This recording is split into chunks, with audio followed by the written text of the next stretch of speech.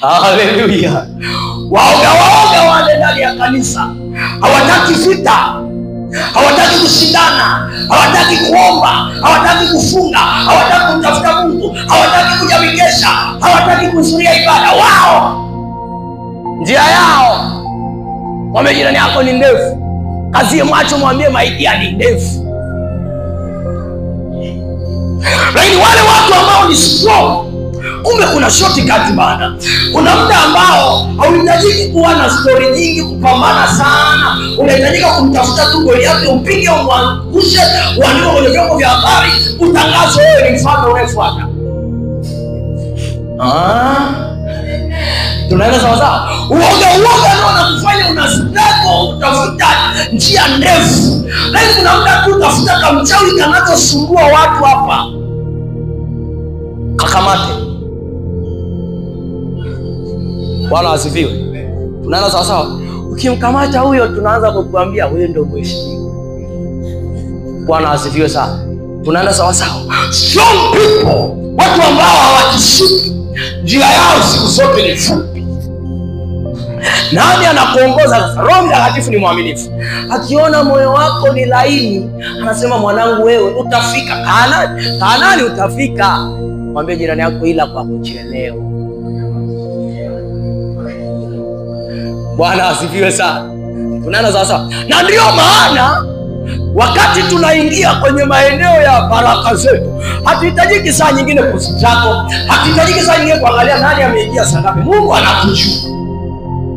Tunaanza sawa. Kuna kitu unalilia, Mungu akikuangalia wewe, akiangalia na kaina kama kako dada, na huyo mkaka unayemlilia Mungu namuomba tu jamani, afraid Mungu wangu, namuomba Mungu nipe. Mungu akikuangalia anaona wewe afraid na wewe.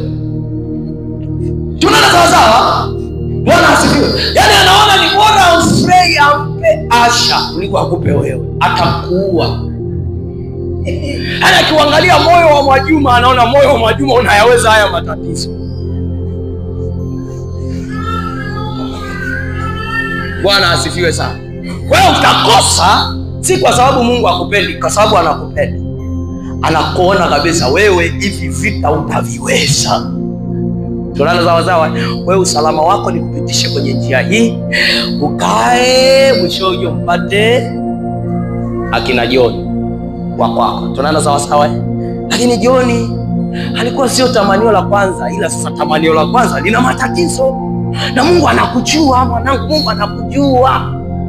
Si ndio? Waheshimiwa. Yaani akiangalia kweli, huyo Enzo unayemlilia, huyo Enzo unayemwambia Mungu akupe, anamjua Mungu.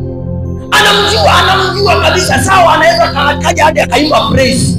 Lakini Mungu akimwangalia anaona tu ni rehema zangu zinafanya huyo aimbe praise. Huyu kaka ataishia mtihani. Anajaribu kukwambia, mwanangu, bado namtengeneza Enzo. Unaambia baba, lakini nipe tu. Utaweza kumtengeneza? Bwana asifiwe. Simama kwa miguu yako.